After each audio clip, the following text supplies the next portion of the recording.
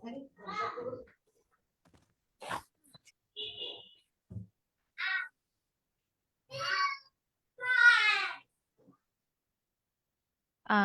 Already লাইভে চলে এসেছি।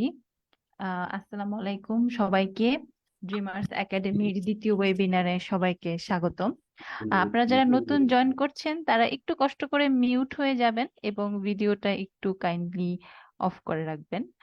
আমাদের সাথে আছে আজকে আমাদের এখানে আমাদের সাইকোলজিস্ট একজন গেস্ট। ওনার নাম হচ্ছেন সুরাইয়া ইসলাম মুন্নি। আপু হচ্ছেন child behaviour and behaviour psychologist. আপুর কাছ থেকে আমি একটু আপুর ইন্ট্রোডাকশনটা চাচ্ছি। আসসালামু আলাইকুম। আমার নাম সুরা ইসলাম মুন্নি। আপু একটু আগে বলেছেন আমি একজন সাইকোলজিস্ট। আমি ঢাকা ইউনিভার্সিটি সাইকোলজি ডিপার্টমেন্ট থেকে অনার্স করেছি। এরপর এডুকেশন সাইকোলজি ডিপার্টমেন্ট থেকে মাস্টার্স করেছি।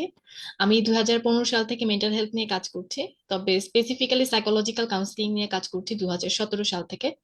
আমি মূলত প্যারেন্টদের সাথে কাজ করি, চাইল্ডদের সাথে কাজ করি, অনেক ক্ষেত্রে অ্যাডাল্টদের সাথেও কাজ করি। তবে আমার মূল কাজের জায়গাটা হচ্ছে প্যারেন্টের কাউন্সিলিং করা। Thank you. থ্যাংক ইউ আপু, আমাদের প্রোগ্রামে জয়েন করার জন্য আপনাকে অনেক অনেক ধন্যবাদ। আমি হচ্ছে একটুখানি দেখে নিচ্ছি আর কে কে জয়েন করছে। ঠিক আছে। আর আপু আপনার স্লাইডটা আপনি হচ্ছে প্রেজেন্ট করতে পারেন। জি। আর আমি হচ্ছে এই ফাঁকে আমাদের ড্রিমার্স একাডেমি নিয়ে কিছু ইনফরমেশন দিচ্ছি। ড্রিমার্স একাডেমি হচ্ছে বাংলাদেশের সব থেকে বড় কোডিং প্ল্যাটফর্ম ফর কিডস। আমরা এখানে 7 থেকে 16 বছর বয়সী বাচ্চাদেরকে কোডিং শিখিয়ে থাকি। আমাদের কোডিংটা হচ্ছে বেসিক্যালি অনলাইন, আহ, এবং বাংলাদেশ এবং বাংলাদেশের বাইরেও আমাদের এই কোডিং কোর্সটা সমানভাবে জনপ্রিয়। তো আমাদের হচ্ছে এই কোডিংটা মূলত 3টা ট্র্যাকে ভাগ করা আছে। এইজ অনুযায়ী আমাদের এই কোডিং গুলো ট্র্যাক গুলো ভাগ করা আছে। তো আমাদের এখানে আহ 7 থেকে শুরু হয় এবং 16 বছর বয়স পর্যন্ত 3টা ট্র্যাক করা আছে। তো এখানে আমাদের বিভিন্ন ট্র্যাকে স্ক্র্যাচ জুনিয়র থেকে শুরু করে বিভিন্ন ধাপে ধাপে আমাদের এই কোডিং গুলো করানো হয়। আর হচ্ছে আমাদের এই কোডিংটা 10 মাস মেয়াদি হয় আমাদের কোর্স গুলো, এবং 10 মাস পরে আমাদের একটি সার্টিফিকেট প্রদান করা হয়। যেই সার্টিফিকেটটা হচ্ছে এটুআই স্টেম এগুলো অনুমোদিত, বাংলাদেশ সরকার কর্তৃক অনুমোদিত। এই সার্টিফিকেটটা বাংলাদেশ এবং বাইরের দেশ উভয়ই হচ্ছে আমাদের এই সার্টিফিকেটটা সমমূল্য, মানে একটা মূল্য আছে। তো হচ্ছে এই ছিল আমাদের বেসিক ইনফরমেশন। আমি এখন আমাদের স্লাইডে চলে যাব। আমাদের বেসিক যে টপিকটা আছে আজকে আমরা সেই টপিকে চলে যাব। আমি আপুকে একটু রিকোয়েস্ট করব যে আপু হচ্ছে স্লাইডটা ওপেন। আচ্ছা, আপু শো করছে স্লাইডটা? জি, শো করছে আপু। ওকে। জি। সো আজকে আমি যে বিষয়টা নিয়ে কথা বলবো তা হচ্ছে শিশুর আচরণ এবং সাইকোলজি এটা নিয়ে কি বলে, বা আমরা সাইকোলজিস্ট আসলে কি বলি। সো প্রথমে আমরা জেনে নিই আমরা আজকে কি কোন কোন বিষয়গুলো আলোচনা করব। আমরা প্রথমে জানবো যে শিশুর একটা ভালো মানসিক স্বাস্থ্য বলতে বা গুড মেন্টাল হেলথ বলতে কি বোঝায়। এরপর শিশুরা যখন কোনো স্ট্রেসে পড়ে, তাদের কখন কোনো মানসিক চাপ হয়, তখন শিশুরা কি ধরনের রিয়াকশন দেয়, যেটা প্যারেন্টরা বুঝতে পারবে যে চাইল্ড মানসিক চাপে আছে। হুম। এরপরে আমরা আলোচনা করব শিশুর যে অনুভূতি বা ফিলিংস, সেগুলো শিশু কিভাবে ম্যানেজ করবে, মোকাবেলা করবে, ডিল করবে, এবং প্যারেন্ট সেখানে কিভাবে হেল্প করতে পারে। তারপরে প্যারেন্টের সাথে বা বাসার যারা অ্যাডাল্ট আছে তারা কিভাবে চাইল্ডের সাথে পজিটিভ একটা কানেকশন বা ভালো একটা সম্পর্ক তৈরি করতে পারবে, সেটা নিয়ে আমরা আলোচনা করব। আর সবার শেষে আমরা প্যারেন্টস এর সেলফ কেয়ার নিয়ে কথা বলবো, যেহেতু প্যারেন্টের সাথে চাইল্ড আর প্যারেন্ট একসাথে সরাসরি জড়িত। সো চাইল্ডকে যদি আমরা ভালো রাখতে চাই, প্যারেন্টকেও ভালো থাকতে হবে। সো আমরা এই জন্য হচ্ছে প্যারেন্টের সেলফ কেয়ার নিয়ে আলোচনা করবো। অবশ্যই। আমরা কথায় চলে যাই। আচ্ছা, প্রথমে আমরা জেনে নিই আসলে গুড মেন্টাল হেলথ বা মেন্টাল হেলথ জিনিসটা কি। আমাদের সবাই আমরা ফিজিক্যাল হেলথের সাথে পরিচিত। আমাদের জ্বর আসলে, গা গরম হয়ে যায়, বা যে কোনো ফিজিক্যাল কোনো প্রবলেম হলে আমরা কিন্তু বুঝতে পারি যে আমাদের শারীরিক একটা পরিবর্তন হচ্ছে, আমরা অসুস্থ ফিল করছি।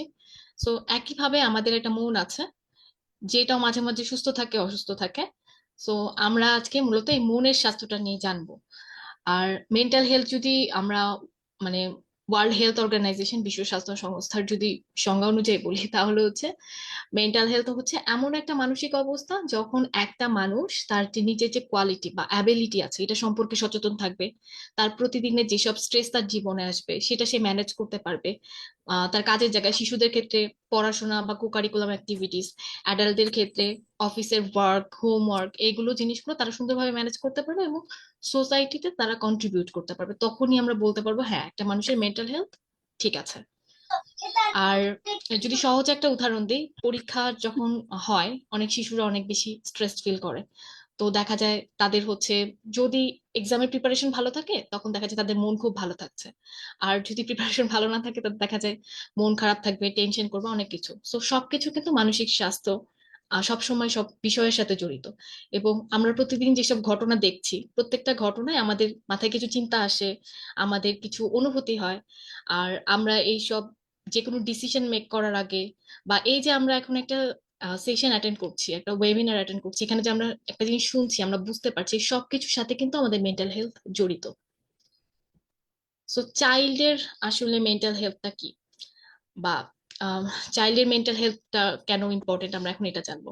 তো চাইল্ডের ক্ষেত্রে হয় কি, যে বড়রা যেমন আমরা সহজে অনেক কিছু বুঝতে পারি, অনেক কিছু ফিল করতে পারি, যে কোনো ঘটনা ঘটলে ভালো লাগা হতে পারে, মানে যদি স্পেসিফিক করে বলি, আমরা হ্যাপি ফিল করি, স্যাড ফিল করি, অনেক সময় রাগ হয়, বিরক্তি লাগে।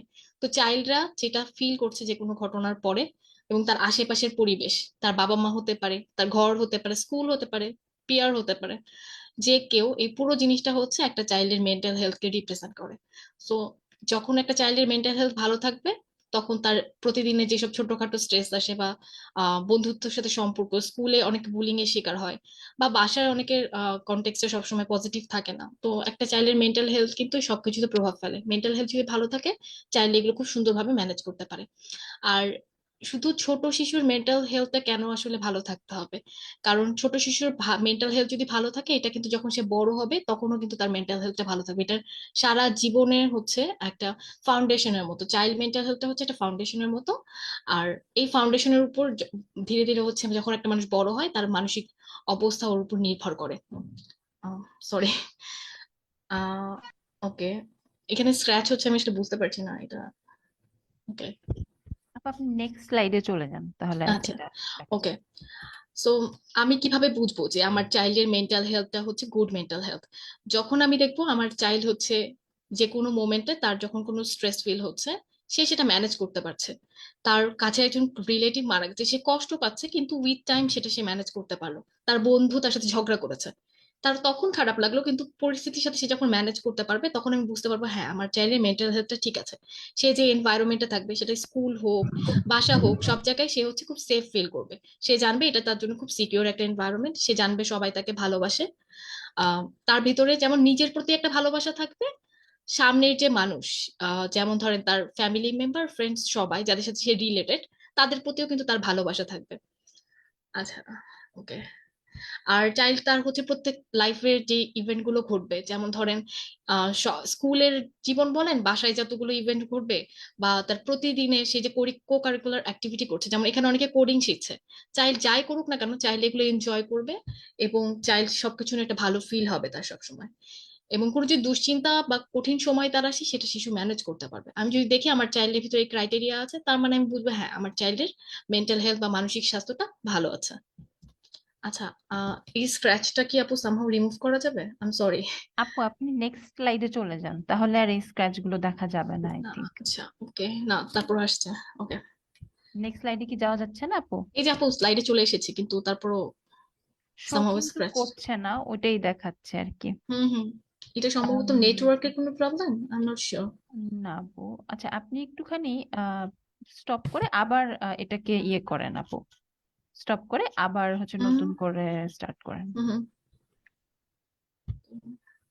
না এটা নেটওয়ার্কেরই কোনো একটা সমস্যা, কারণ আমার স্ক্রিনে কোথাও কোনো প্রবলেম করছে না, এই যে এটা। আচ্ছা আচ্ছা, ঠিক ওকে। আছে।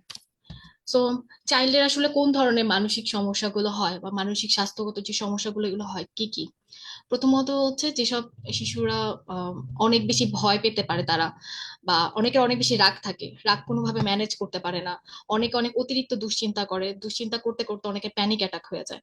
মানে যে আবার অনেকের হচ্ছে লং টাইম স্ট্রেসে থাকতে থাকতে শারীরিক বিভিন্ন সমস্যা হয়। দেখবেন ছোট শিশুদের যেটা খুবই কমন, তাদের বিভিন্ন সময় তারা বলে মাথা ব্যথা, পেট ব্যথা, বডি কোনো একটা পেইন হচ্ছে, কিন্তু যখন ডক্টরের কাছে যায় কোনো টেস্টে কোনো রিপোর্ট ধরা পড়ে না, কোনো কিছু ধরা পড়ে না। এর কারণটা হচ্ছে চাইল্ডের লং টাইম স্ট্রেসে থাকতে থাকতে এটা সাইকোলজিক্যাল প্রবলেম হয়ে গেছে।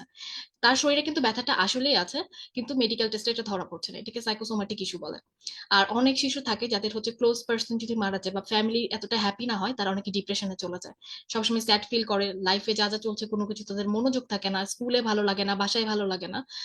আর শিশুদের যেটা হয়, অনেক ফোবিয়া থাকে অনেকের, খুব কমন একটা জিনিস হচ্ছে এক্সাম ফোবিয়া। পরীক্ষা নিয়ে অনেক ভীতি কাজ করে, যে কোনো চ্যালেঞ্জ আসলে অনেক বেশি ভয় পায়। এছাড়া অনেকের ক্লোজ পার্সন মারা গেলে তারা হচ্ছে গ্রিফ বলে, যে শোকের ভিতরে চলে যায়। এরকম আরো বেশ কিছু ইস্যু আছে যেটা চাইল্ডের হতে পারে। আচ্ছা, সো আমরা এখানে কিছুটা কিছু মেন্টাল হেলথ ইস্যু যেটা চাইল্ডের খুব বেশি হয় এরকম কিছু জিনিস দেখবো, এবং সেটা পার্সেন্টেজ কত এটা জানবো। আপু, জি, একটুখানি ইন্টারাপ্ট করছি, হ্যাঁ হ্যাঁ আপনার প্লিজ। স্লাইডটা না মানে এক হুম জায়গায় স্টাক হয়ে আছে। একটু যদি আপনি হচ্ছে হুম। অফ করে আবার প্রথম থেকে মানে অন করেন, স্টপ তাহলে শেয়ার মেবি। করব। ওকে। হ্যাঁ, এবার হ্যাঁ। আপনি আবার ওকে, শেয়ার করেন, হ্যাঁ। টু ওয়েট, হ্যাঁ, that will be better I think. Maybe okay. এটা বেটার হতে পারে, I hmm. Don't know. Oh, it works. আচ্ছা আপু। জি, এবার ঠিক আছে। ওকে, থ্যাংক ইউ আমাকে হেল্প করার জন্য। আচ্ছা, সো আসলে আমরা অনেক সময় ভাবতে পারি যে ছোটদের আসলে মানসিক সমস্যাটা কি আসলে অনেক বেশি কিনা, নাকি একদমই নাই যে কোনো কিছু। তো আমরা এখানে ওয়ার্ল্ড হেলথ অর্গানাইজেশনের একটা রিপোর্ট দেখাচ্ছি, সেটা হচ্ছে এডিএইচডি বলে, অর্থাৎ হচ্ছে চাইল্ডরা অনেক বেশি চঞ্চল থাকে, হাইপার থাকে, একদম মনোযোগ থাকে না।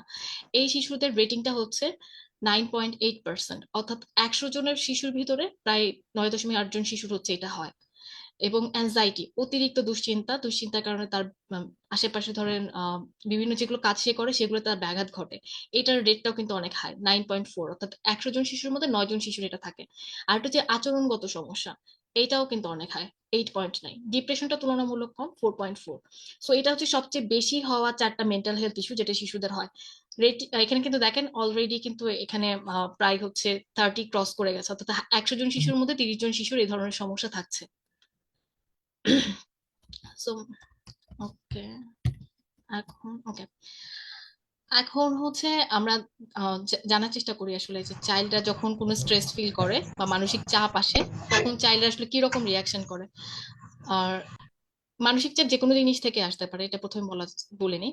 সেটা হচ্ছে স্কুলের কোনো কারণে হতে পারে, তার ব্যক্তিগত জীবনের কারণে হতে পারে। ইভেন অনেক শিশু সামান্য জিনিসে অনেক স্ট্রেস ফিল করতে পারে, যেমন অনেকের সকালবেলা টিফিন দেয়নি মা, সে স্ট্রেস ফিল করলো, এখন আমি দুপুরে কি খাবো চিন্তা করতে করতে তার সারা দিনটা নষ্ট হয়ে যাবে। আবার অনেকের হয়তো বা বড় কোনো ইভেন্ট, যেমন ক্লোজ কোনো পার্সন মারা গেল, তখনও হয়তো বা সে এতটা স্ট্রেস ফিল করে না। এক একজনের রিয়াকশন এক এক রকম হয়। তো রিয়াকশনের সময় দেখা যায় 3 ধরনের রিয়াকশন দেখা যায়। একটাকে বলা হয় ফাইট রেসপন্স, একটা হচ্ছে ফ্লাইট, একটা হচ্ছে ফ্রিজ রেসপন্স। কিরকম? অনেক শিশু আছে, সাপোজ একটা স্ট্রেসফুল মোমেন্ট তার জন্য আসলো, আহ সে একটা প্লেট ভেঙে ফেললো। এখন অনেক শিশুকে যদি তার মা এখন বলে তুমি প্লেটটা কেন ভেঙেছো, সেখানে সে মায়ের সাথে ঝগড়া শুরু করে দিবে, মারামারি করবে, বা তার কোনো ক্লোজ ফ্রেন্ড বা হচ্ছে ক্লাসমেট কেউ কিছু বললো, অনেক শিশু থাকবে তারা ইনস্ট্যান্ট মারামারি শুরু করে দেবে, তারা ফাইট করবে ওই স্ট্রেসফুল মোমেন্টে। অনেক শিশুরা আছে তারা ফ্লাইট করবে, অর্থাৎ পালিয়ে যাবে। যখন দেখবে কোনো স্ট্রেসফুল মোমেন্ট আসছে, ইনস্ট্যান্ট সে ওই জায়গাটা লিভ করবে যেন তাকে সমস্যায় পড়তে না হয়। এটাও এক ধরনের রেসপন্স। আর একটা হচ্ছে ফ্রিজ হয়ে যাওয়া। যখন ধরেন এক্সাম হলে অনেক সময় আমাদের এটা হয় যে কোশ্চেন এসেছে, কোশ্চেন কমন পড়েনি, হাত পা সব ঠান্ডা হয়ে যাচ্ছে, নাম হয়ে যাচ্ছে, আমি জানি না আমি কি করব, ভয়ঙ্কর অবস্থা, বা আমার মা আমাকে বকা দিচ্ছে, বাবা আমাকে বকা দিচ্ছে, আমার হাত পা ঠান্ডা হয়ে যাচ্ছে, আমি বুঝতেছি না আমি কি করব। সো এই 3 ধরনের রিয়াকশন সাধারণত চাইল্ডের ভিতরে দেখা যায়। আমরা অ্যাজ এ প্যারেন্ট আমাদের রেসপন্সিবিলিটি হচ্ছে আমার চাইল্ড কি রকম রিয়াকশন করে স্ট্রেসে সেটা খেয়াল করা। যেহেতু আমি আমার শিশুকে সবসময় দেখছি, আমি জানি যে সে কিরকম করতে পারে, যে আজকে আমরা জানলাম, আমরা এখন থেকে খেয়াল করবো আমার শিশু আসলে স্ট্রেসের সময় কেমন রেসপন্স করে। এটা হেল্প করবে আমাকে ওই শিশুর ওই সমস্যাটা ম্যানেজ করতে। তো এটা নিয়ে আমরা সামনে আরো কথা বলবো। আচ্ছা, এরপর আমরা জানি যে আসলে স্ট্রেসের কারণে যে আমাদের কোন ধরনের পরিবর্তন হয়। কিছু বডিতে পরিবর্তন হয়, যেটা শুরুতেই বলেছি, স্ট্রেসের কারণে মাথা ব্যথা হয়, অনেকের বডিতে বিভিন্ন জায়গায় পেইন হয়, ক্লান্তি অনুভূতি হতে পারে, ইভেন অনেকের স্কিন ডিজিজ হয়। দেখা যায় কোনো কিছু মেডিকেল রিপোর্টে ধরা পড়ছে না, কিন্তু কন্টিনিউয়াস স্কিন ডিজিজ, কন্টিনিউয়াস পেট খারাপ, এগুলো হচ্ছে সব সাইকোলজিক্যাল স্ট্রেসের কারণে হয়। আরটা হচ্ছে ইমোশনের পরিবর্তন, অনেক শিশুরা অনেক রাগারাগি করে, চিৎকার করে, বা হচ্ছে কান্নাকাটি করে, সো এগুলো হচ্ছে ইমোশনাল রিয়াকশন হতে পারে তার। আর মাইন্ডেও কিছু পরিবর্তন আসে, আমাদের চিন্তার জায়গায়।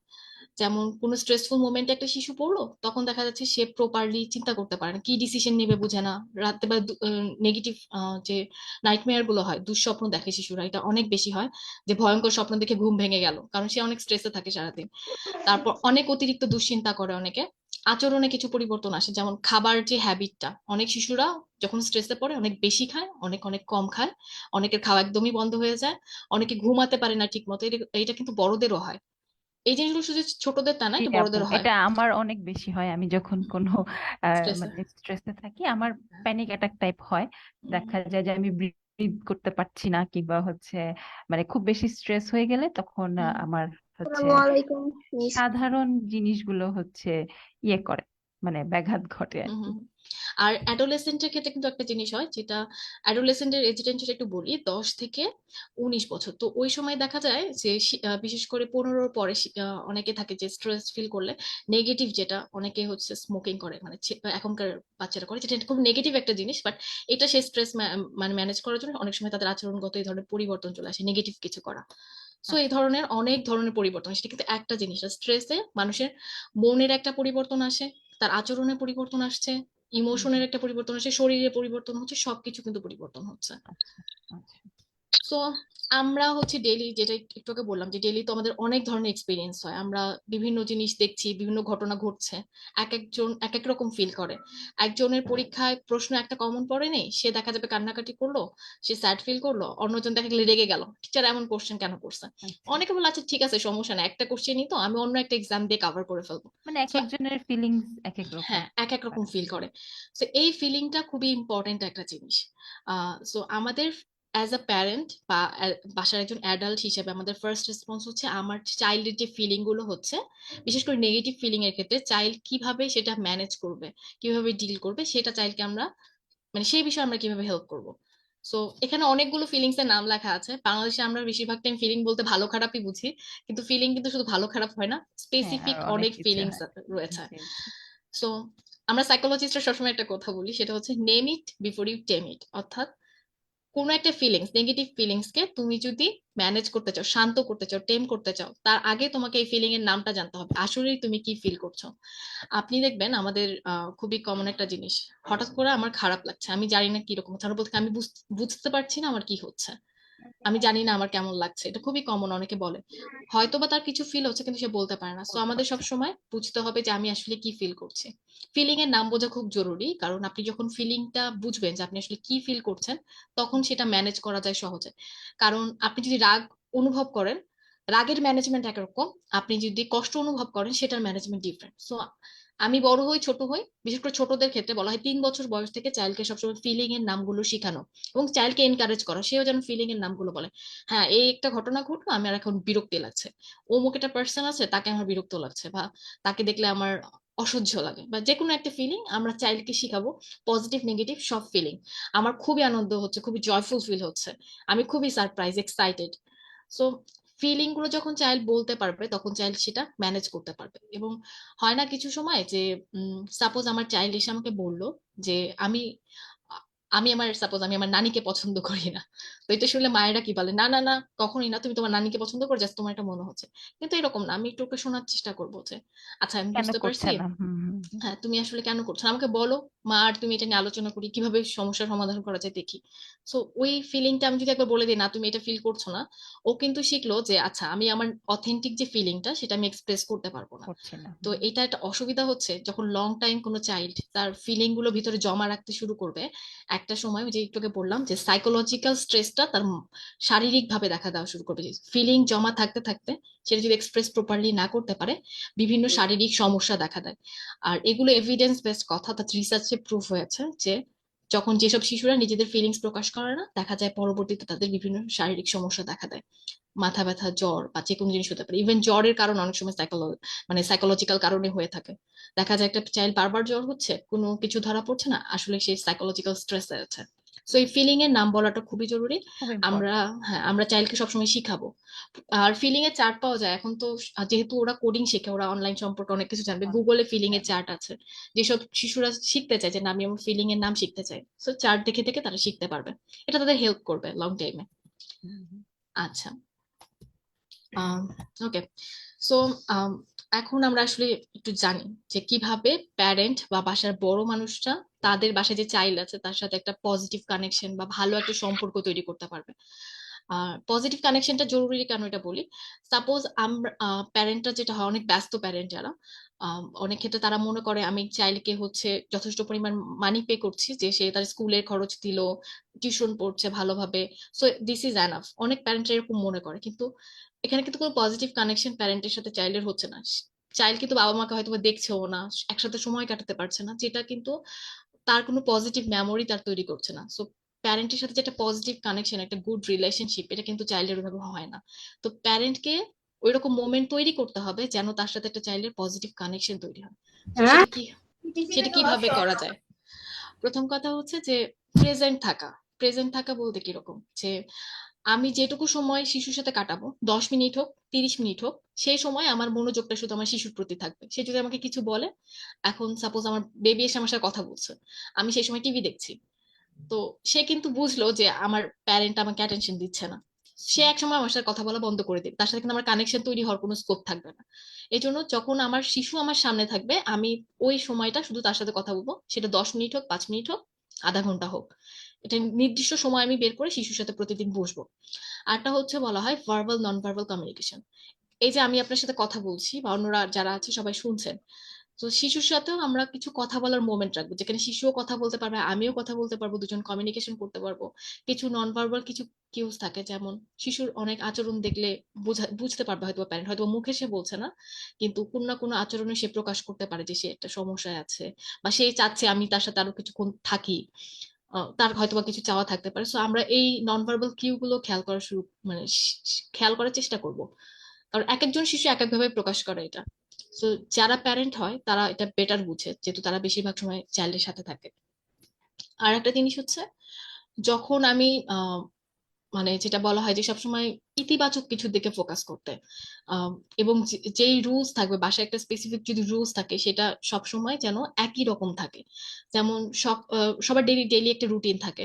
ডেইলি রুটিন কিন্তু এলোমেলো হলে চাইল্ডরা কিন্তু খুব অস্থির হয়ে যায়। সেটা যে বয়সের চাইল্ড হোক না কেন, সে 18 বছরের হোক আর 7 বছরের হোক, সেম সবার জন্য। তো একটা কনসিস্টেন্ট একটা রেগুলার একটা রুটিন থাকতে সবসময় এনকারেজ করা হয়, যেন রুটিনটা চাইল্ডের জন্য হেল্পফুল হয়, প্যারেন্টের জন্য হেল্পফুল হয়। আর একটা জিনিস হচ্ছে, সবসময় চাইল্ডের সাথে আমরা, আমাদের কালচারে যেটা খুবই কমন, যে কম্প্যারিজন করা, নেগেটিভ কথা বলা, এগুলো না করে যদি একটু পজিটিভ কিছুতে ফোকাস করা যায়, তাহলে দেখা যায় চাইল্ডের আগ্রহটা আরো বেশি তৈরি হয় প্যারেন্টস সাথে কথা বলার। এখন আমি আমার প্যারেন্টস সাথে কথা বলতে গেলাম, সে বেশিরভাগ টাইম যদি আমাকে আমার দোষ ধরতে থাকে, নেগেটিভ কথা বলতে থাকে, তাহলে কিন্তু আমি এটা নিতে পারবো না। কিন্তু প্যারেন্ট যদি এরকম করে, আমাকে কিছু জিনিস পজিটিভ বললো, তারপর বললো যে তুমি যদি এই জিনিসটা ঠিক করতে আমার ভালো লাগতো, তখন দেখা যায় চাইল্ড বললো আচ্ছা, বাবা মা তো আমাকে ভালোবাসে, আমার পজিটিভ কথা বলছে, আমি যদি এই একটা জায়গায় ঠিক করতে পারি সে তো আরো হ্যাপি হবে, সো লেটস ডু ইট, আমি চেষ্টা করি। তো সবকিছু একটু পজিটিভ টাইমে, পজিটিভলি বলা। আর কোয়ালিটি টাইমের কথা খুবই বলা হয় সবসময়, যে আহ, অনেক ব্যস্ত যেসব প্যারেন্ট আছে তারাও যেন উইকলি ছুটির দিনে একটু বসার চেষ্টা করে, যাদের ছুটির দিন নেই, হয়তো বিজনেস করছে, খুবই ব্যস্ত, তারাও যেন লিস্ট আধা ঘন্টা সময় ম্যানেজ করে নিজের ওয়াইফের জন্য, নিজের চাইল্ডের জন্য, একসাথে সময় কাটায় সবাই মিলে, হয়তো একটা বোর্ড গেম খেললো সবাই একসাথে বসে, বা সারাদিন সে কি করলো জাস্ট এই খোঁজ খবরটাই নিল। লিস্ট চাইল্ড বুঝবে না আমার প্যারেন্ট আমাকে গুরুত্ব দিচ্ছে, তারা আমাকে জানে যে আমি কি করছি না করছি, একটা সিকিউর ফিলিং আসে, এবং সে জানে যে হ্যাঁ আমার প্যারেন্টকে আমি ট্রাস্ট করতে পারবো। যেটা টিনেজে কি হয়, প্যারেন্টের প্রতি ট্রাস্ট চলে যায়, কারণ প্যারেন্ট তখন আলোচনা করতে চায় না, হ্যাঁ, প্যারেন্টের সাথে অনেক ক্ল্যাশ হয়ে যায়। সো এটা হতে টিনেজ, পারে, হ্যাঁ। টিনেজের সময় এটা আরো বেশি করতে হবে, চাইল্ডের সাথে একটু কোয়ালিটি টাইম পাস করা। আর একটা জিনিস হচ্ছে, যে কোনো প্রবলেম লাইফে আসতে পারে, আমার বাচ্চা একটা পজিটিভ কিছু করলো, আমার শিশু একটা পজিটিভ কিছু করলো, আমি তাকে প্রশংসা করলাম, একসেপ্ট করলাম, কিন্তু নেগেটিভ কিছু করে ফেললো, তখন আমরা যেটা করি অনেক ক্ষেত্রে কথা বলা বন্ধ করে দিই বা রিয়াক্ট করি, রাগারাগি করি। সো রাগারাগি আমরা হয়তো বা একটা এমার্জেন্সি পর্যন্ত করতে পারবো, হয়তো খুবই এমার্জেন্সি কিছু একটা, কিন্তু এছাড়া যে কোনো সময় যদি কোনো প্রবলেমে পড়ে যায়, আমরা তার সাথে ডিসকাস করব, তাকেই সলিউশন বের করতে বলবো। সাপোজ আমার চাইল্ড টিনেজে, এখন আমার চাইল্ডের কিছু ফ্রেন্ড হলো যাদের আমি পছন্দ করছি না, আমি মনে করছি ওরা ওর জন্য সেফ না, ক্ষতিকর হতে পারে ওর জন্য যে কোনো দিক থেকে। তো আমি চাইল্ডকে বলবো যে তোমার যে নতুন যে ফ্রেন্ড গুলো হয়েছে, ওদের আমার খুব একটা ভালো লাগছে না, কারণ ওদের এমন কিছু হ্যাবিট আমি খেয়াল করেছি, যদি স্পেসিফিক করে ধরেন কিছু একটা বললো যে এই হ্যাবিট আমার ভালো লাগছে না, তোমার কি মনে হয় এখন তুমি কি করতে পারো, মানে ওকে আমরা দিব কথা ওকে বলার জন্য, ডিসাইড ওই করতে সলিউশন বলবো, দিবে, হুম। হ্যাঁ ও ওই সলিউশন দিবে আমাকে যে ও কি করতে চায়। ইনস্ট্যান্ট যদি কিছু না বলে, ঠিক আছে তুমি একটু ভেবে মাকে জানাও বা বাবাকে জানাও তুমি এই বিষয়ে কি করতে চাও।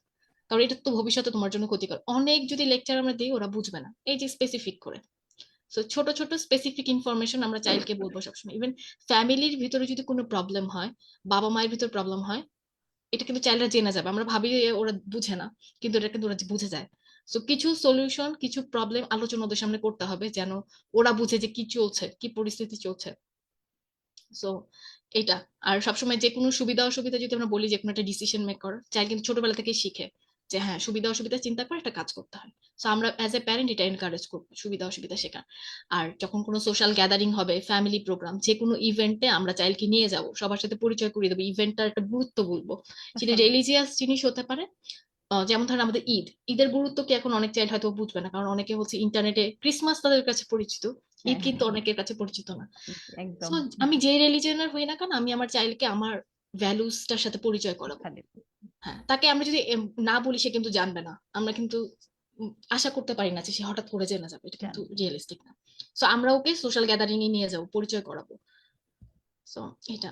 এখন হচ্ছে চাইল্ডের মেন্টাল হেলথকে কিভাবে নার্চার করা যায়, যেটাতে চাইল্ড হেলদি লাইফ লিড করতে পারে, তার মেন্টাল হেলথ সবসময় ভালো থাকে। একটা জিনিস বলি, স্ট্রেস কিন্তু সবসময় কিন্তু খারাপ না। এটা মিস করে গেছি বলতে বলতে। যেমন আমার এক্সাম, আমি যদি স্ট্রেস ফিল না করি আমি কিন্তু পড়বো না। আমি যদি স্ট্রেস কিছু ফিল করি তাহলে কিন্তু আমার একটা টেনশন থাকবে, হ্যাঁ আমাকে পড়তে বসতে হবে। সো কিছুটা স্ট্রেস ভালো। আর একদম অতিরিক্ত স্ট্রেস, যেটা ধরেন আমার ভাবলাম যে কালকে আমার পরীক্ষা, এখন আমার কি হবে, আমি তো পড়া শেষ করতে পারিনি, এই ভয়ে আমি অসুস্থ হয়ে গেলাম, এই ভয়ে আমার মাথা ব্যথা শুরু হয়ে গেল, বমি হয়েছিল, আমি বই রেখে কান্নাকাটি শুরু করলাম, এই স্ট্রেসটা খারাপ। কিন্তু সামান্য স্ট্রেস থাকা ভালো, যেটা আমাকে হেলদি লাইফ লিড করতে হেল্প করবে। সব বয়সের মানুষের জন্য প্রযোজ্য এটা। সো চাইল্ডের মেন্টাল হেলথটা কিভাবে নার্চার করা যায়, প্রথম জিনিস হচ্ছে মডেলিং। মডেলিংটা হচ্ছে চাইল্ডের কাছে হচ্ছে, সবসময় বলি আমরা চাইল্ড অনুকরণ প্রিয়, অনুকরণ প্রিয়। কাকে অনুকরণ করে? বাবা মা বা বাসায় যে অন্য কোনো অ্যাডাল্ট কেউ থাকে, চাইল্ড সবসময় তাদের অনুকরণ করে একটা বয়স পর্যন্ত। সো আমাদের কাজ হবে আমরা পজিটিভ কিছু করব, ভালো কিছু করব, যেটা আমরা চাইল্ডের ভিতরে দেখতে চাচ্ছি সেটা আমাকে নিজেকে প্র্যাকটিস করতে হবে। আমি চাচ্ছি আমার চাইল্ড অনেস্ট হবে, আমি চাচ্ছি আমার চাইল্ড একটা জিনিস ভালো হবে। খুব ডিফিকাল্ট কিছু হয়তো আমরা সবসময় সব করতে পারবো না, বাট আচরণগত যে জিনিসগুলো, সেটা যদি আমরা যদি নিজে পজিটিভ করি, চাইল্ড কিন্তু ওটা দেখে দেখে শিখবে যে হ্যাঁ এটা এটা পজিটিভ, আমার প্যারেন্ট করছে, সে আমার মডেল, আমি এখন তাকে ফলো করব। বা যে কোনো স্ট্রেস মোমেন্টে, এখন আমি বড় মানুষ, আমাদের স্ট্রেস কিন্তু সবাই এক একভাবে ম্যানেজ করে না। অনেকের স্ট্রেস আসলে হঠাৎ বাসে গেস্ট আসবে, অনেকে চিৎকার করে ওঠে, হ্যাঁ এখন গেস্ট আসবে, এখন আমি কি করব। অনেকে বলবে না আচ্ছা ঠিক আছে সমস্যা নেই, গেস্ট আসবে, বাসায় যা আছে আমি ম্যানেজ করবো, দেখা যাক। চাইল্ড কিন্তু দুই ধরনের, দুই বাসায় দুই ধরনের জিনিস শিখলো। যে চাইল্ড শিখলো যে একটা বিপদ আসলে আমাকে চিৎকার করতে হবে, সেই চাইল্ড কিন্তু বিপদ আসলে চিৎকার করবে। আর যে দেখলো যে না, তার প্যারেন্ট বলছে যান যা হবে দেখা যাবে, ম্যানেজ কাম করবো, থাকে। হ্যাঁ, সে কিন্তু কাম থাকা শিখবে। সো আমাদের পজিটিভ বিহেভিয়ার মডেল করতে হবে, যেন আমার শিশু দেখে দেখে শিখে। আর চাইল্ডের সবচেয়ে মানে মডেল ফিগার হচ্ছে প্যারেন্ট। যেরকম আমরা হচ্ছে অ্যাডাল্ট অবস্থা অনেককে দেখে অনেককে মানে ফলো করার চেষ্টা করি, চাইল্ডের মডেল ফিগার হচ্ছে চাইল্ডের প্যারেন্টস। একটা জিনিস, সেকেন্ড জিনিস যেটা, সেটা হচ্ছে বিলিভ দেম। চাইল্ড অনেক ধরনের কথা বলবে, বিলিভ করতে হবে। যদি আমার কাছে অবিশ্বাস্য মনে হয় একটু আলোচনা করব, কিন্তু বিলিভ করতে হবে, কারণ এখনকার যুগটা কিন্তু আগের মতো নয়, অনেক নেগেটিভ ইভেন্ট ঘটে। চাইল্ড বললো সে আমাকে ক্লাসে ওই ছেলেটা ওই মেয়েটা বুলিং করে, এখন আমি ভাবলাম না, ওই ছেলেটা তো অনেক ভালো স্টুডেন্ট, ওর ফ্যামিলি অনেক ভালো, ও কেন বুলিং করবে। কিন্তু আসলে কিন্তু এরকম নাও হতে পারে, হয়তো বা আসলে আমার চাইল্ডকে বুলিং করছে। সো একটু বিলিভ করা, একটু আলোচনা করা, প্রয়োজনে কোথাও যদি হেল্পের দরকার হয় টিচারদের কাছে যাওয়া, যদি প্রয়োজন হয়। বা আমার চাইল্ড আমাকে বলছে যে আমার সারা রাত ঘুম হচ্ছে না, আম, আমি ভালো ফিল করছি না, কিন্তু আমি বললাম না তুমি মিথ্যা কথা বলছো, এরকম না, জাস্ট একটু শোনা। আসলে তো চাইল্ড কোনো প্রবলেম ফেস করতে পারে। আরেকটা জিনিস হচ্ছে চাইল্ডকে সবসময় অথেন্টিক প্রশংসা করতে হবে, মানে অথেন্টিক এবং পজিটিভ। সাপোজ চাইল্ডকে, আমার চাইল্ড হচ্ছে ম্যাথে ভালো না, কিন্তু আমি ওকে বলছি না না তুমি তো ম্যাথে অনেক ভালো, আমি জানি তুমি ভালো, এরকম না। সে আসলেই কেমন, সে যে জিনিসটাই ভালো সেটা আমি স্পেসিফিক করে তাকে প্রশংসা করব। অনেক শিশুরা এখন মানে ঘরের কাজে প্যারেন্টকে হেল্প করে। সো আমি স্পেসিফিক করে আমার চাইল্ডকে বলতে পারি যে তুমি যে ঘরের কাজে হেল্প করো, মা তো অনেক থ্যাঙ্কফুল তোমার প্রতি, তুমি অনেক হেল্পফুল একটা চাইল্ড। এই যে স্পেসিফিক একটা জিনিস বলা, স্পেসিফিক ভাবে প্রশংসা করে এবং পজিটিভ ওয়েতে। যদি তার আমার কোনো কিছু ভালো না লাগে, আমি অনেকগুলো পজিটিভ কথা বলে তাকে যেটা ভালো লাগছে না সেটা তাকে বলবো যে তুমি চেঞ্জ তাই তো। করতে পারো কিনা। আরেকটা জিনিস হচ্ছে ইমোশনাল ভাইটামিন। আমরা সবাই vitamin A B C D এগুলো জানি, ইমোশনাল ভাইটামিনও আছে একটা, সেটা হচ্ছে জড়িয়ে ধরা সন্তানকে, বাবা হোক মা হোক। হয়তো বা একটা বয়সের পরে আমরা জড়িয়ে ধরতে পারবো না সন্তানকে, কিন্তু যখন সে ছোট আছে তাকে জড়িয়ে ধরা যায়, সেই বয়সটা পর্যন্ত জড়িয়ে ধরবো আমরা। এটাতে হয় কি, আমাদের হ্যাপি হরমোন রিলিজ হয় চাইল্ডের বডি থেকে, প্যারেন্টের বডি থেকে। সো এটা চাইল্ডকে হেল্প করে কানেক্টেড ফিল করতে। ওয়ার্ডটা এবং আমার খুব ভালো হয়তোবা যে লেগেছে, ভিটামিন, ইমোশনাল ভিটামিন। আর হচ্ছে চাইল্ড যদি এরকম হয় যে সে টিনেজে চলে গেছে, সে টাচ পছন্দ করছে না, তার হাত ধরে আমরা কথা বলতে পারি, কারণ ওইটাও কিন্তু একটা টাচ। আর হুম। অনেকে আছে একদমই টাচ পছন্দ করে না, সো পাশে বসে শান্তভাবে কথা বলা, তার সাথে আলোচনা করা, বা সবসময় কানেক্টেড থাকতে হবে আমাদের। আরটা হচ্ছে যে আমরা অনেক সময় চাইল্ডকে ক্লোজ এন্ডেড কোশ্চেন করি, যেমন যেটার উত্তর হয় হ্যাঁ না। তুমি ভাত খাইছো? তুমি কি করছো? তুমি ওখানে গেছো? হ্যাঁ না। এরকম না, যদি একটু ওপেন এন্ডেড কোশ্চেন করা যায়, যেখানে চাইল্ডের সাথে একটু ডিসকাশন করা যেতে পারে, যে সারাদিন স্কুলে কি কি করলে, বা নতুন কি কি শিখলে এই সপ্তাহে, তুমি আমাকে আইডিয়া দাও আমরা এই সপ্তাহে কি কি করতে পারি। মানে একটু ফ্লোর দেওয়া, যেখানে সে আলোচনা করতে পারবে, কথা বলতে পারবে। এটা হয় কি, কানেকশনটা বাড়ে। আর একটা হচ্ছে, সবসময় যেটা আগেও বলেছে, একটা স্পেসিফিক রুলস থাকবে চাইল্ডের জন্য সবসময়। যেমন আমি চাইল্ডকে অ্যালাউ করি যে সে সন্ধ্যা 6টার পরে বা 6টার পরে সে বাইরে থাকতে পারবে না, বাসার বাইরে। 6টার ভিতর তাকে বাসার ভিতর চলে আসতে হবে, সে মাঠে খেলতে গেল চলে আসতে হবে তাকে। সো আমি এখন, আমার চাইল্ড একদিন 7টায় আসলো, আমি দেখলাম আচ্ছা ঠিক আছে, সমস্যা না, একদিনই তো। কিন্তু এটা করা যাবে না, এটা স্পেসিফিক রুলস আমাদের থাকতে হবে। এমার্জেন্সি ছাড়া, এমার্জেন্সি ইজ ডিফারেন্ট, বাট এছাড়া চাইল্ড সবসময় একটা স্পেসিফিক রুল ফলো করতে হবে, এতে চাইল্ড লং টার্মে সে রুলস ফলো করা শিখবে। আর হচ্ছে লাইফেরটা হচ্ছে কি বলে, স্ট্রেস কম ফিল করবে সে। রুলস ব্রেক করলে ওরাও স্ট্রেস ফিল করে। সো স্পেসিফিক একটা কনসিস্টেন্ট একটা রুলস থাকতে হবে সবসময়। আর 7 নম্বর পয়েন্টে বলছি ডিপ ব্রিদিং। ডিপ ব্রিদিং একটু সাইকোলজিক্যাল বিষয়, আমি একটু শিখিয়ে দেবো আপনাদের আজকে। ডিপ ব্রিদিংটা কেন করা হয় প্রথমে এটা বলি। ডিপ ব্রিদিং অনেক ধরনের আছে, অ্যাডাল্ট চাইল্ড ডিফারেন্ট ডিফারেন্ট করা আছে, চাইল্ডের জন্য ইজিয়ার কিছু জিনিস আছে। ডিপ ব্রিদিং করার কারণ হচ্ছে, যখন আমরা স্ট্রেস ফিল করি, আমাদের ব্রেনে অক্সিজেন হচ্ছে কমে যায়, তখন আমরা প্রপারলি ডিসিশন মেক করতে পারি না, আমরা অনেক বেশি প্যানিকড হয়ে যাই। সো যখন আমরা ডিপ ব্রিথ নেই, তখন আমাদের ব্রেনে একসাথে অনেকখানি অক্সিজেন চলে যায়, তখন হচ্ছে ব্রেনটা প্রপারলি ফাংশন করতে পারে। আর ডিপ ব্রিদিং করার সময় আমরা নিঃশ্বাস যখন ছাড়বো, তখন হচ্ছে ব্রেনে যে অতিরিক্ত কার্বন ডাই অক্সাইড আছে সেটা বের হয়ে যাবে, ব্রেন প্রপারলি ফাংশন করবে। তবে ডিপ ব্রিদিংটা হচ্ছে যেসব শিশু শ্বাসকষ্ট আছে তাদের করতে না করা হয়, যাদের প্যানিকের প্রবলেম আছে, প্যানিক অ্যাটাক হয়, তাদেরও না করা হয়। আর যেমন আমার এখন একটু কাশি আছে, সো এই সময় আমার জন্য এটা সেফ না।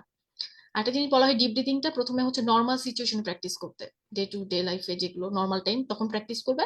এরপরে ধীরে ধীরে সে স্ট্রেসফুল মোমেন্টে প্র্যাকটিস করবে, স্ট্রেসফুল মোমেন্টে ডিপ ব্রিথিং করলে সে, তার মাথা ঠান্ডা থাকবে, সে কাম থাকতে পারবে, শান্ত থাকতে পারবে, এবং সে যে কোনো ডিসিশন মেক করা তার জন্য ইজিয়ার হবে। তো এখানে আমি একটা ডিপ ব্রিথিং এর একটা ছোট্ট জিনিস দেখাবো, এটাকে বলা হয় ট্রায়াঙ্গেল ডিপ ব্রিথিং। এখানে এখানে একটা অপশন আছে স্টার্ট হেয়ার লেখা। এখানে হচ্ছে চাইল্ডকে বলা হয় যে 3 সেকেন্ড সে ব্রিদ ইন করবে, অর্থাৎ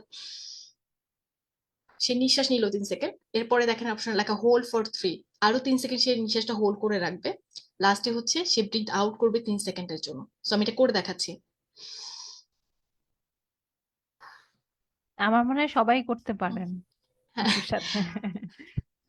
আচ্ছা। এটা প্র্যাকটিস করতে পারে, বা হচ্ছে এইরকম ইউটিউবে আপনারা ভিডিও পাবেন বেশ কিছু, যেটা ডিপ ব্রিদিং এর, এবং এটা আপনার চাইল্ডকে লং টাইম হেল্প করবে। আপনি যে অ্যাডাল্ট পার্সন হন, আপনাকেও এটা হেল্প করবে। এটা সবার জন্য প্রযোজ্য, কিন্তু ছোটদের সুবিধার জন্য এখানে ট্রায়াঙ্গেল আঁকানো হয়েছে, বড়দের জাস্ট ইনস্ট্রাকশন দেওয়া হয়। সো ব্রিদ ইন করবো আমরা 3 সেকেন্ড, 3 সেকেন্ড হোল্ড করব, 3 সেকেন্ড ব্রিদ আউট করব।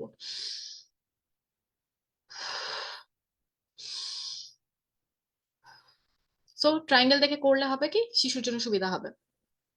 এটা প্র্যাকটিস করতে হবে নর্মাল সিচুয়েশনে, ধীরে ধীরে এটা হচ্ছে স্ট্রেসফুল মোমেন্টে চাইল্ড প্র্যাকটিস করবে। ওকে। আর লাস্ট বলা হচ্ছে ডিস্ট্রাকশন স্কিল। ডিস্ট্রাকশন বলতে বোঝানো হচ্ছে যে সাময়িক সময় আমি স্ট্রেস ফিল করছি, যেটা সেটা আমার হয়তো বা সাময়িক সময়ের জন্য আমি আর স্ট্রেস ফিল করবো না, কিন্তু এটা কিন্তু লং রানে কোনো হেল্প করবে না, কিছুক্ষণের জন্য আমাকে শান্ত রাখবে। যেমন সাপোজ একটা চাইল্ডের সাডেন নিউজ পেলো যে তার কোনো একটা ক্লোজ পার্সন হসপিটালে ভর্তি, খুবই বাজে অবস্থা, ঠিক আছে, তখন কিন্তু চাইল্ড কিন্তু, যতই বলি আমরা যে ইমোশন ম্যানেজ করো হ্যান ত্যান, সে কিন্তু করতে পারবে না, কারণ তার তো টেনশন ফিল হবে, বা যে কোনো বড় ইভেন্টে। সো ডিস্ট্রাকশন হিসেবে বলা হয় যে এনজয় করবে এমন কিছু করতে দাও চাইল্ডকে। যেমন অনেক চাইল্ডরা ছবি আঁকাতে পছন্দ করে, অনেক চাইল্ডের কোনো ফেভারিট স্মেল থাকতে পারে, সেই স্মেলটা নেওয়া, তারপরে কোনো পছন্দের একটা খাবার খাওয়া, আহ বা হচ্ছে জাস্ট একটু শান্ত একটা সময়, সাইলেন্ট একটা টাইম পাস করা, মানে কোনো কিছুর মাধ্যমে নিজেকে ডিস্ট্রাক্ট করবে চাইল্ড। আর আরেকটা জিনিস হচ্ছে যেটা মানে বলা হয় যে সাপোজ চাইল্ড ডিস্ট্রাকশন করলে কিছুক্ষণ নিজেকে শান্ত রাখলো, এরপরে তো এটা আবার ফেরত আসবে সামহাও স্ট্রেস।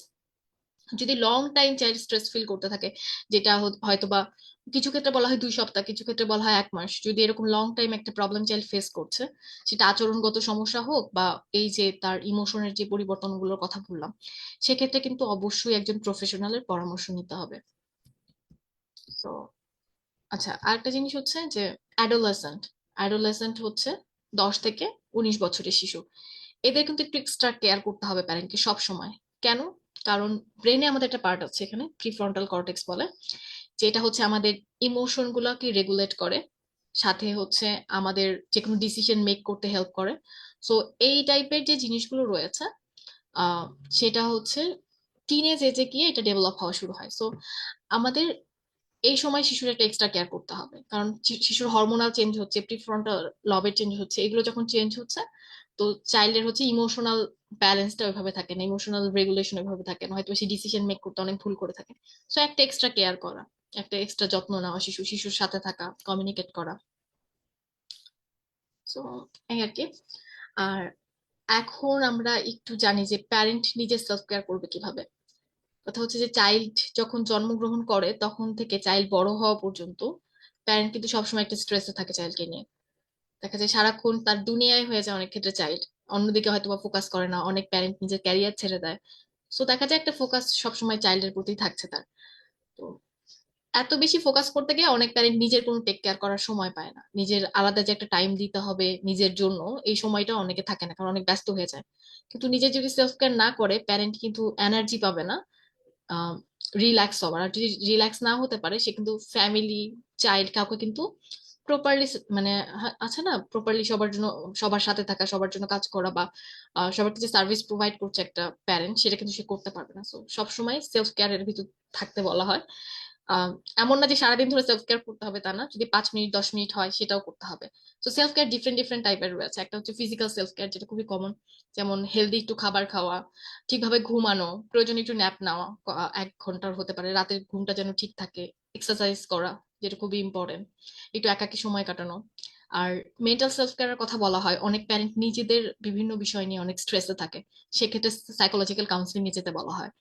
আর স্পিরিচুয়াল সেলফ কেয়ার আছে, যে নামাজ পড়েন অনেকে, রোজা রাখেন, একাকী সময় কাটানো, বা হচ্ছে আমার লাইফে এই যে আমার জন্ম হয়েছে, আমার আসলে গোলটা কি, পারপাস কি, এটা নিয়ে একটু চিন্তা করা, একটু রিলিজিয়াস দিকে মনোযোগ দেওয়া, এটাও খুব ইম্পর্টেন্ট।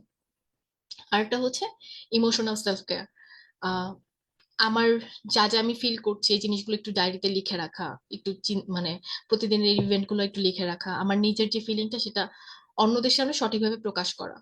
কারণ অনেক সময় হয় কি, আমরা নিজেদের ফিলিংস গুলো অ্যাজ এ প্যারেন্ট অনেক স্টাক করে রাখি, যে কাউকে বলবো না, আমি কাউকে জানাবো না আমি কতটা স্ট্রেস ফিল করছি। সো আমি যদি কাউকে না জানাই, কেউ কিন্তু বুঝবে না। সো আমাকে একটু ভোকাল হতে হবে, একটু বুঝাতে হবে যে আই নিড হেল্প, আমার এই জায়গাটা ম্যানেজ করতে পারছি না, আই নিড হেল্প। আরেকটা জিনিস বলা হয় যে সেন্সরি সেলফ কেয়ার, অনেকে অনেক বেশি সাউন্ড নয়েজের ভিতরে থাকে, সো একটু অ্যাভয়েড করে কিছুটা সময় কাটানো যেখানে সাউন্ড নয়েজ এগুলো কম থাকবে, একটু রিল্যাক্সিং, হয়তো বা যেটি একটু আগে কথা বলেছি যে স্মেলের কথা, স্মেল খুবই হেল্প করে।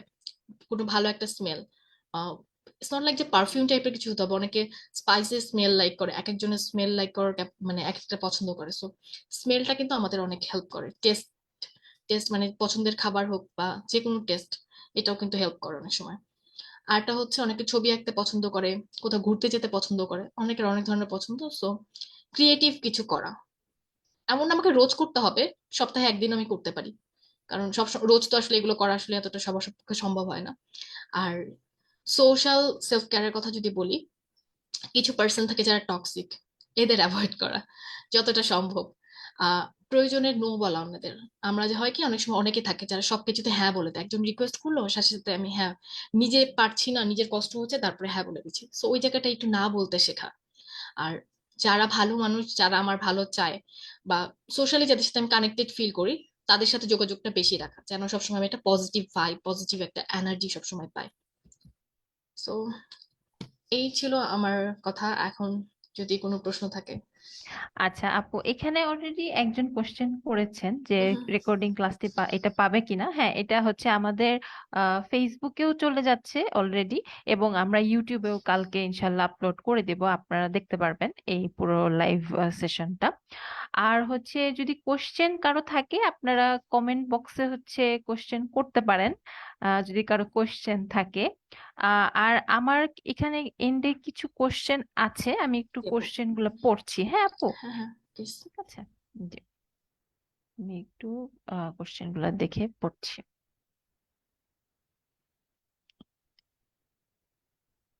এখানে একজন কোশ্চেন করেছেন,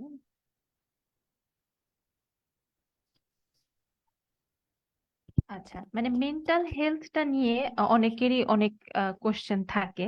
বেসিক্যালি বাংলাদেশে আমরা যদি বাংলাদেশের পরিপ্রেক্ষিতে দেখি, হুম, হ্যাঁ এখানে একজন কোশ্চেন করেছে how to avoid toxic people. আচ্ছা, তো আমরা হচ্ছে মেন্টাল হেলথে আমাদের প্রপার কোনো গাইডেন্স আমরা পাই না। আমরা যদি বাংলাদেশের পরিপ্রেক্ষিতে দেখি, দেখা যায় যে আমরা যদি বলি যে আমরা একজন কাউন্সিলরের কাছে যাব, ওর একজন সাইকিয়াট্রিস্টের কাছে যাব, তখন মানুষ ভাবে যাচ্ছে সে তো পাগল। মানে এরকম একটা হুম, কনসেপ্ট হুম, আছে হুম, বাংলাদেশে। বাট বাইরের দেশে আমি যেটা শুনেছি যে মানুষ কিন্তু মানে এটা ডক্টর মানে যেটা আমাদের ফিজিশিয়ান, তার থেকে কিন্তু সাইকোলজিস্ট তারা হচ্ছে বেশি প্রেফার করে বা ইয়ে করে। তো মেন্টাল হেলথ জিনিসটা নিয়ে আসলে বাংলাদেশের মানুষের ধারণাটা এখনো ক্লিয়ার না। যদি মানে বলা হয় যে হ্যাঁ ঠিক আছে, মেন্টাল মেন্টাল হেলথটা কি, যদি এটা আপু একটুখানি মানে সংক্ষেপে হুম। মানে একটুখানি বুঝাই দেন। এখানে একজন কোশ্চেন করেছেন আর কি, আরো কোশ্চেন আছে, আমি কোশ্চেন গুলো নিব একে একে। আচ্ছা, ওকে। মেন্টাল হেলথটা হচ্ছে মনের স্বাস্থ্য। একদম, আমার মন কেমন আছে। মনটা মানে হচ্ছে সহজ, মানে আমরা তো কথা কথা বলি হার্ট, হার্ট কিন্তু আসলে মন না, মনটা হচ্ছে ব্রেন। আমার মন আসলে কেমন আছে, আমি আসলে কেমন ফিল করছি, কি চিন্তা করছি, আমার ফিলিং এবং চিন্তাটা নিয়েই আমার মানসিক স্বাস্থ্য। একদম So, মানে ক্লিয়ার। হ্যাঁ আচ্ছা, হ্যাঁ। আরেকজন লিখেছেন যে আমার বাচ্চার বয়স 9, ও খুব জেদ করে। হুম, আচ্ছা আমি একটু দেখে নিচ্ছি কি লিখেছে। আহ, আমি অনেক সবগুলো কোশ্চেন নিতে পারবো না, বাট দুই একজনেরটা নিব। একজন লিখেছেন যে আমার বাচ্চা অনেক জেদ করে হুম, কোনো কিছু নিয়ে, সেক্ষেত্রে আমি কি করতে পারি? ওকে। আপু একটু ছোট করে হচ্ছে। হুম, হুম, প্লিজ। জিদ করা একটা জিনিস হচ্ছে যে ওর বয়স হচ্ছে 9 বছর। সো তখন বলছিলাম একটা জিনিসের কথা, প্রিফ্রন্টাল কর্টেক্স। সো চাইল্ডে কিন্তু এটা এখন ডেভেলপ হয়নি, অর্থাৎ ডিসিশন মেক করার যে ক্যাপাবিলিটি, এটা কিন্তু চাইল্ডের নাই। সে একটা জিনিস না পেলে সে কান্না করছে, তার মন মতো একটা জিনিস হচ্ছে না, সে হয়তো বা চিৎকার করছে। সো সবসময় বলা হয় প্যারেন্টকে যে যখন এরকম মোমেন্ট আসবে আপনাকে শান্ত থাকতে হবে। কারণ মিরর নিউরন একটা জিনিস আছে যে আমি যা করব সামনের মানুষটা সেটা করবে। তো চাইল্ড যখন চিৎকার করছে আমি আসলে কিরকম রিয়াকশন করছি এটা খুবই ইম্পর্টেন্ট। আমি নিজে শান্ত আছে কিনা, হয়তো বা ও চিৎকার চেঁচামেচি করছে, সাথে যদি আমিও চিৎকার চেঁচামেচি করি এটা শুধু বাড়তেই থাকবে, এটা কমবে না। হুম, সো এটা একটু শান্ত থাকা এবং বোঝার চেষ্টা করা যে চাইল্ড আসলে কি চাচ্ছে।